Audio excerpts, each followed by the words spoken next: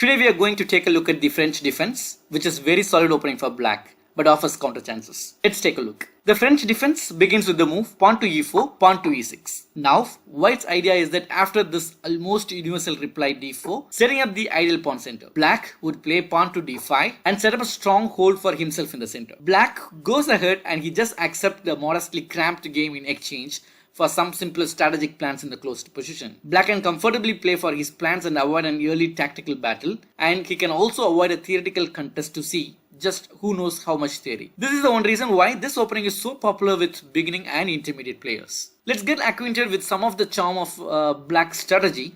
To do that, we are going to focus on advanced variation, which begins with the move pawn to e5. This is a reasonable reply to the French defense by white. The only way white could have opened the game would have been to exchange the pawn on d5. But this has a reputation as being a very dry structure because of the pawns are asymmetrical, and things are very likely to be traded down the d files here.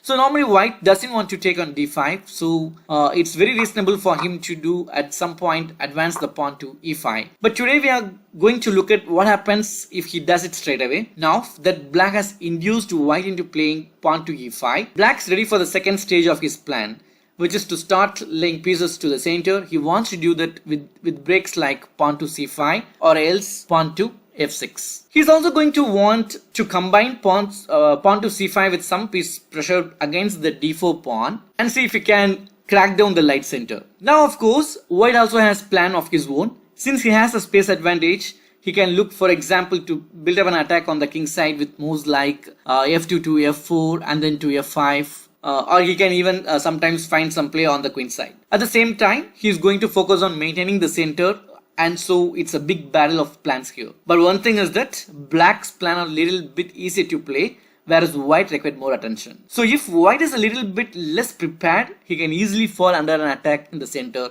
or on the queen side. But black also needs to statistically accept a few downside in the French defense. Coming back, black has just used one of his pawn for passive defense on the third rank, and this translates into somewhat cramped position.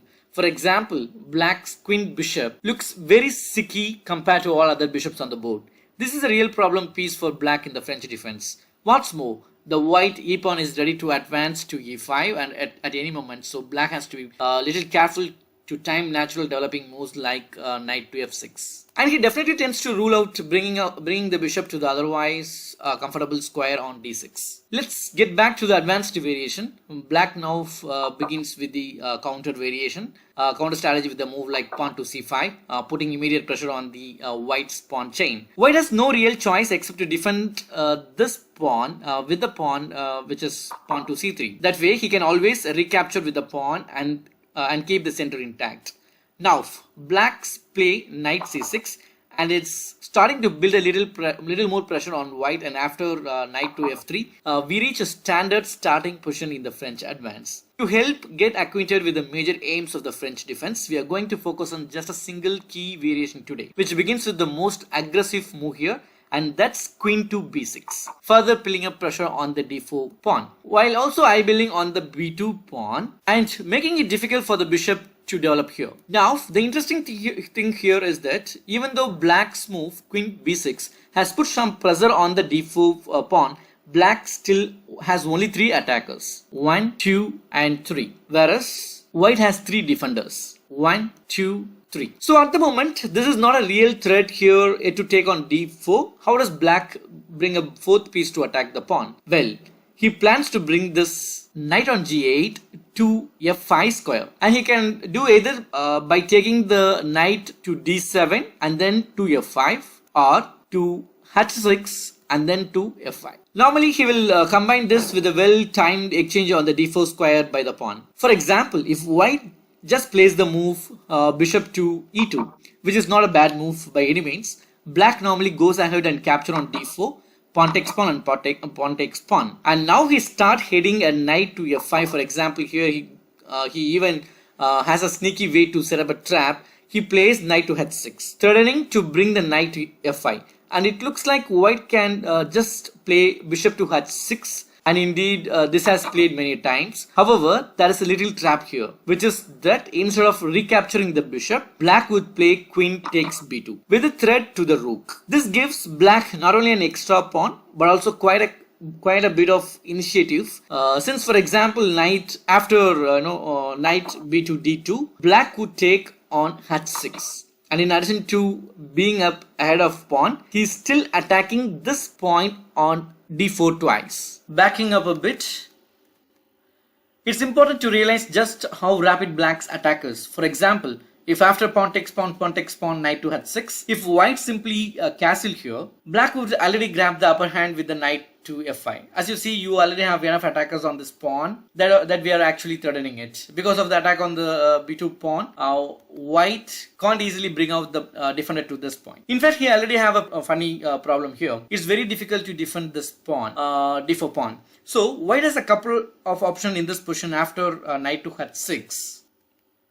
Both of which are taking into account how quickly black's counterplay is coming. For example, he can play b2 to b3. But this makes himself vulnerable to a little check on b4 after knight f5, bishop b2, and now bishop b4 check. Since any interposition here would mess up the defense of d4. For example, if white plays knight b2 to d2, that's once cut off the queen from defense of d4. It's just waiting to be plugged off the board. Or if he would play knight to c3, he would be blocking the bishop from defense. So here we have it. So after this check, white's best move, it turns out to be king f1. I don't think this is a very healthy setup for white. Yes, he has a small space advantage, but giving up a castle right and now having any real plan here seems like a too high for a price to pay. So after knight h6, here he tends to recommend not b3, but a little bit more of tricky move, which is knight to c3. Again, this is a sort of thing that a lot of players are not going to know in this kind of positions. Now, after we play knight f5, the idea is that white is going to make use of an in-between move, which is knight to a4. Now, black has to waste some time addressing this attack to his queen. This leads to a short position, and there are many ways it can go. Let's just suppose the black plays this popular move, queen to a5 check, and now bishop d2, bishop b4, and our attack on d4 is still going strong right now. But now white simply plays bishop c3. This leads to an unusual position which should be about balanced according to the theory. Let's move back to the situation after black played queen to b6. All that analysis just showed is how rapidly white's d4 pawn can fall under attack if he is not careful. Bishop b2 isn't a bad move by any means, and in fact it even has a good score recently. But the traditional move in this position has been this quiet looking pawn move a2 to a3. This a2 to a3 is a tricky little move that accomplishes more than one thing at a time. With this move, white is aiming to achieve b2 to b4, and this would not only gain some space for white but also allow this bishop some freedom to move once again. Black may play this move under many circumstances. He might play it right away, or he might play it after black exchanges on b4, or he might even take on c5 first and then on b4. Now in this position, our previous plan for pawn takes pawn and then pawn takes pawn followed by knight to h6, it doesn't make quite as much sense here, since white now has a simple move pawn to b4. After knight to f5, we would then have, let's say, bishop to b2. White's pawn are much more comfortably ranged on the queen side in this case, and it's difficult for black to gain counterplay. For example, if you play pawn to a5, then white would simply go ahead with b5.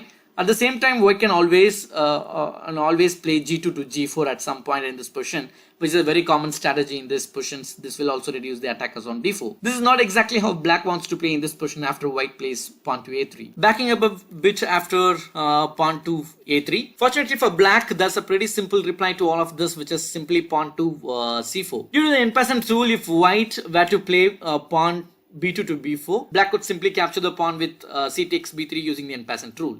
So c4 makes pawn to b4 very difficult to achieve. The second point which c4 has going for it is that it fixes a pretty big weakness on the b3 square, which might be useful, for example, for a knight if it could arrive there. However, it's little unclear to assess who has an upper hand on the queen side, or who benefited most from this move pawn to c4. The reason for that is that black did give up his pressure on the d4 point. This allows white to now get on with this development and start playing for his own attacking piece. Play tends to continue with the move knight b2 to d2. white hasn't entirely given up on the idea of trying to move this pawn. In this case, he probably wants to play it to b3, trying to break down the pawn chain. So to avoid this, black plays knight to a5, and finally white tends to get on his with his development of a king side here, either by bishop to e2 or with something like pawn to g2 and then bishop to g2. In the long term, what white wants to do is that he wants to build up an attack on the king side, either by eventually playing f pawn to f5 and then simply gradually moving the h pawn to h5. This is just one idea. This is actually the main ideas for white in this position. On the other hand, black has a very long ranging strategy of his own to play on the weakness squares on the queen side. For example, he might play bishop to d7 and then castle on the queen side. Maneuvers the knight over to some area on the queen side and just play for an initiative on this side of the board. This is a fascinating opening position to study, and it's very representative of the sort of strategic battle that the French defense can lead to. I did say that white might have a bit of initiative here. This is exactly the sort of closed strategic game that black is probably more comfortable with if he aimed for a French defense. That's what I wanted to show you for today. We have captured a lot of important strategies that are unique to the French defense, and we have gotten to foothold on this important opening. Perhaps you will choose to deepen your exploration of this opening on either side. That's all for today, and see you again with another opening. Thank you for watching.